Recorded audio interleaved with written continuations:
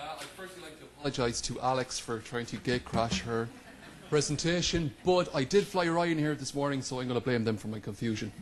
Good morning.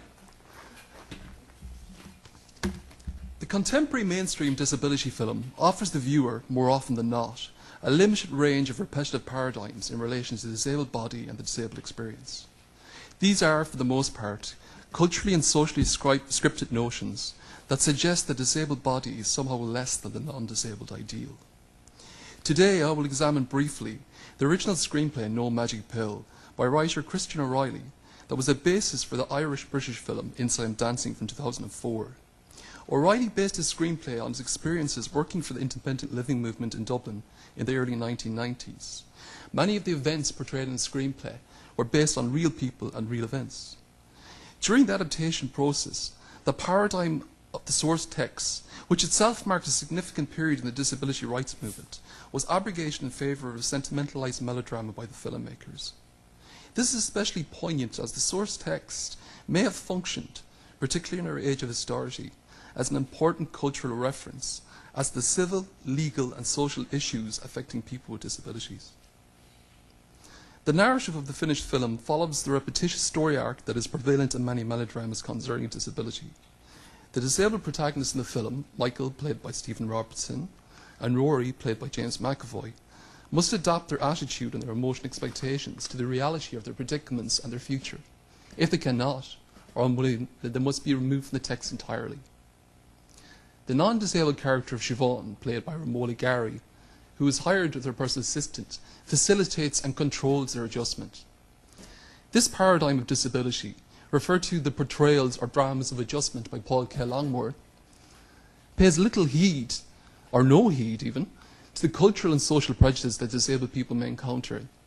Instead, it represents impairment as a wholly subjective condition in need of treatment, in need of cure or eradication.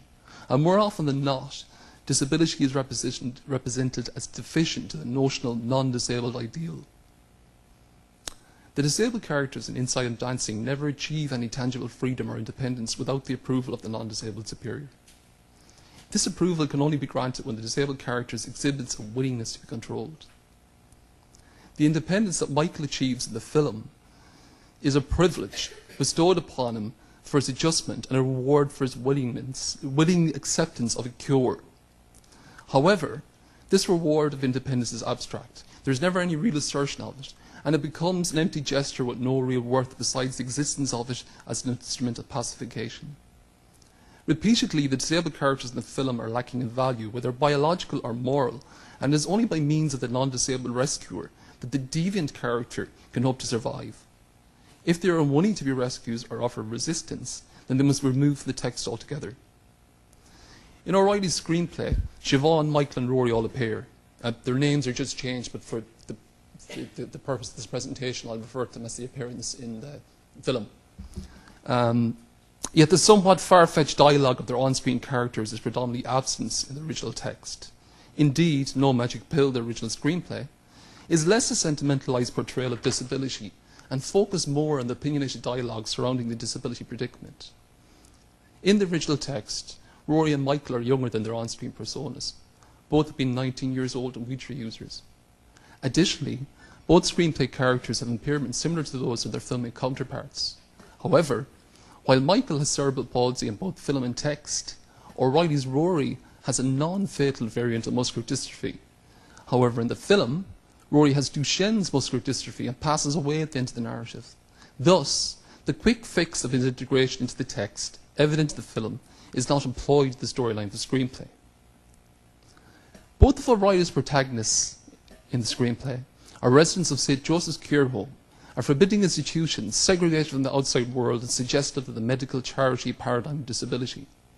Both characters display a desire to leave the institution and exert a level of independent living. Michael undergoes an awakening of his consciousness.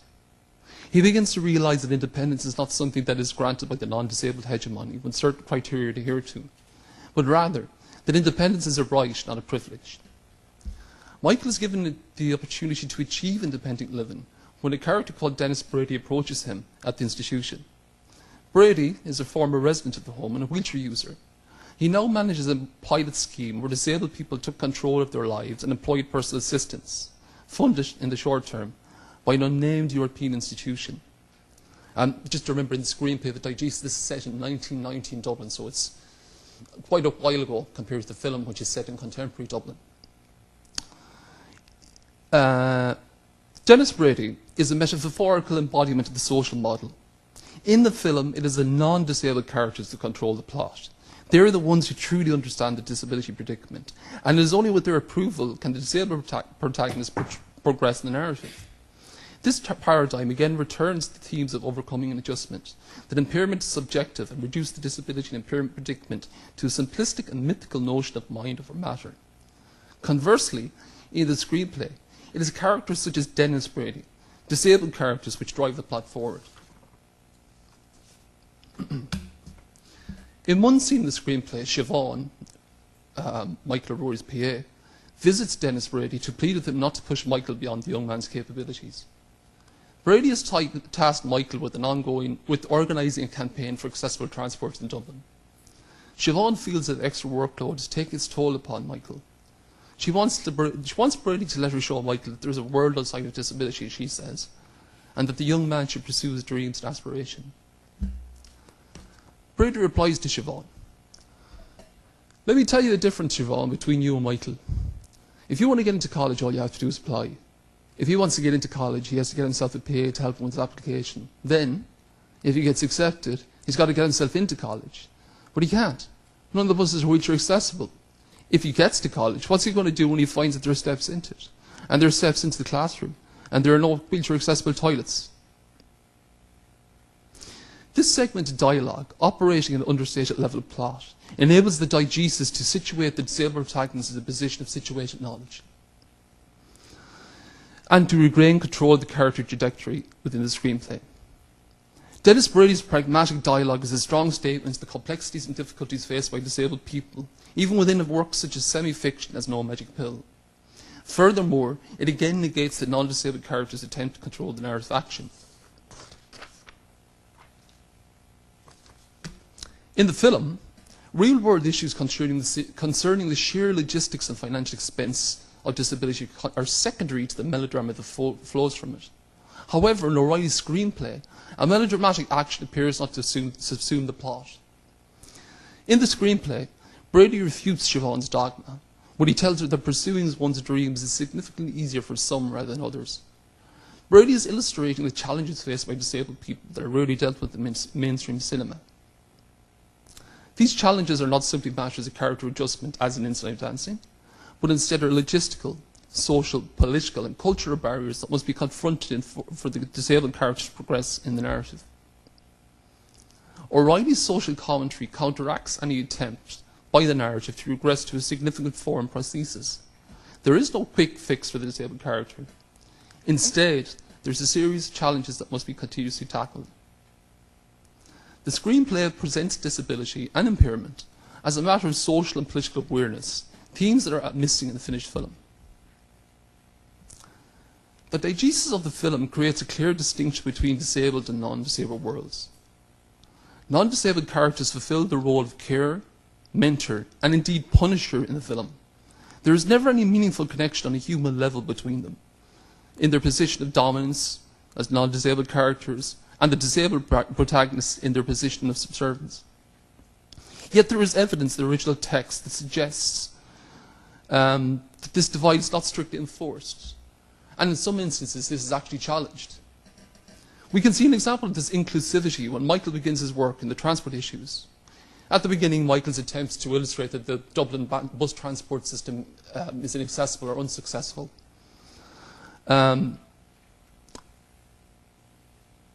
Until he decides to make a short video illustrating how accessible transport is not solely for the benefit of disabled people with mobility or sensory impairments. Instead, it can make public transport more accessible to a wider demographic, such as parents and pushchairs and elderly people. The plot brings disability from the margins of society into the greater social strata. The narrative reaches its climax when the funding for the ILN, the Independent Living Network, scheme ends. The Irish government is unwilling to fund continuation for the initiative. Michael is shocked and dismayed by the loss of his newly found independence, and he lashes out at Brady. Brady stuns Michael when he says that he's glad the scheme is ending. He says, because the sooner it ends, the sooner we fight for it to start again. We can't avoid it. We get accessible buses, we fight for accessible houses. We get houses, we fight for schools. We get schools, we fight for universities. That's what you and I do. We fight for access to the real world. The disabled characters in the independent living movement take to the streets outside the All Ireland, which is the Irish government buildings, in protest in the National Directors' representatives. Spurred on by the example set by the individuals, the residents of St. Joseph's Homes also joined the protest and acted solidarity.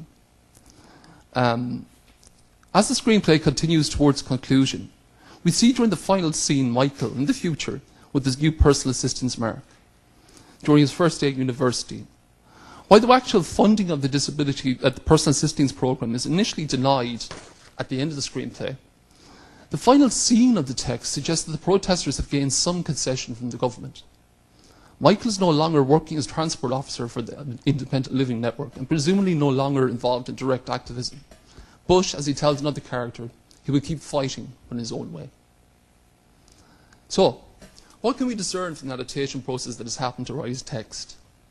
During the course of adaptation, a narrative that was challenging, nuanced, and politically aware was substituted for a predictive and repetitive one with stereotypical characterization, recurrent narratives, and subtle plot devices that all combine to represent impairment as a matter of overcoming, of adjustment. Disability in this type of ubiquitous representation is nearly always individual and outside the realm of the greater human experience. And also, these representations cost the audience little. Maybe some empathy, some sympathy, and a few tears. But rarely any critique that may provoke meaningful discourse of how citizens with disabilities are treated in our contemporary society. Now, in our contemporary moment, the recurring cuts to disability service and independent living supports that have happened over the past 5 years in Britain, Ireland, and other European countries are all effects of austerity and physical prudence, as we're led to believe. These cuts are more than financial. They are cuts to human rights, to independence, and to civil rights. They are hard-won rights by people over many years, but they are rapidly being eroded. When we consider the important conversations that have occurred in the media and wider social society, motivated to some extent by such films as 12 Years a Slave, Selma, and The Danish Girl, in relation to issues of race, sexuality, and gender, then we can see that these films can operate as a means of cultural reference, functioning to provoke discourse and debate about how society continues to treat its citizens. But when it comes to disability and impairment, cultural references and indeed the social discourse that may flow from them have a very certain formula. This method, such as insulin dancing, is one of emotional and physical adjustment and overcoming, and with the logical paradigm of disability expected by audiences and provided by filmmakers and many in the wider media. And, as we've seen, this occurs even when the original source text offers a paradigm of disability that may have functioned as an important cultural reference. But this paradigm is negated in the film adaptation. It illustrates that there is perhaps a very specific method to the adaptation of disability texts, and this is a formula of avoidance. Thank you.